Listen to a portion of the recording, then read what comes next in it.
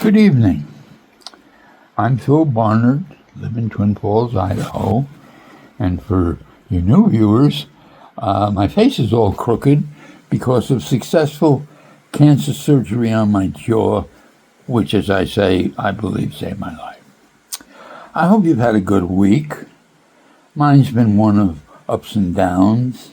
You know, sometimes as a writer, your muse comes and goes, and sometimes leaves you in the lurch.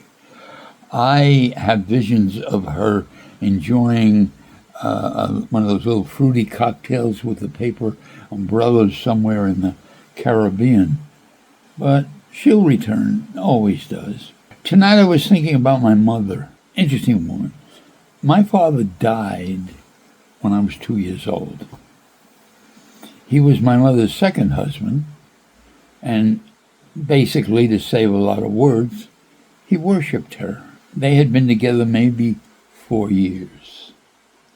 He was her divorce lawyer from a very abusive first husband. And one night on my twice a year, I took the train back to New York, and I would visit with my mother for about 10 days, 2 weeks. And one night, as we were having our evening cocktail, she was particularly fond of one whiskey sour, and having spent all those years as a bartender, she was very happy with the ones I made. And we were just talking about things, and I happened to mention the Great Northern Hotel in New York City. When I worked in New York City, a lot of us would go there for lunch. And it had picked up a Cuban overtone with the Batista Cubans that had come there. And she said, you know, your father and I used to stay at the Great Northern whenever he had a case in the New York City courts. He was a lawyer out in suburban Long Island. And she said, I always used to wait for him in the lobby. Well, back in the 30s, nice hotels had a sitting area in the lobby, and people would meet each other there. I said, well, why didn't you just go up to the room? And she said, no, I felt better waiting for him. And where I had no idea where such a disrespectful thought came from, but I said to her, are you guys married? And she said, no. And in an instant, my mother became a whole different and quite wonderful person. She'd been a restrained person. She did a job for so many years that she didn't really like, but it provided me a good home, good upbringing, quite a blessing. But suddenly she became a woman all those years ago when it wasn't chic, who had emotions and feelings and let them take their natural course.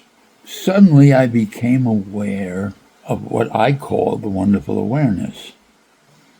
Though the age between your parent and yourself never changes, you indeed get to share, I suppose it'd be called middle age, where you both have had same experiences, marriage, career, graduation, death, birth, normal things we do.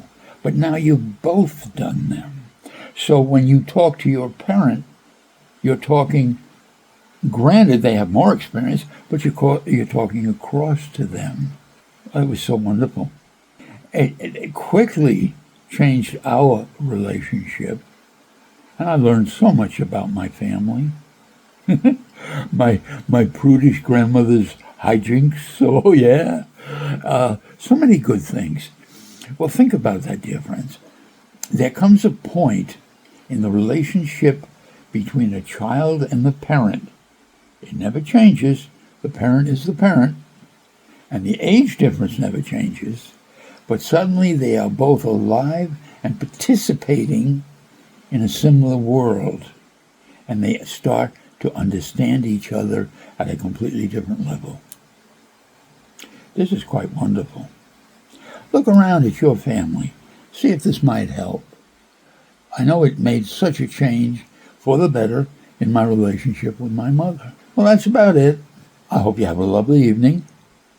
Thanks for listening. God bless.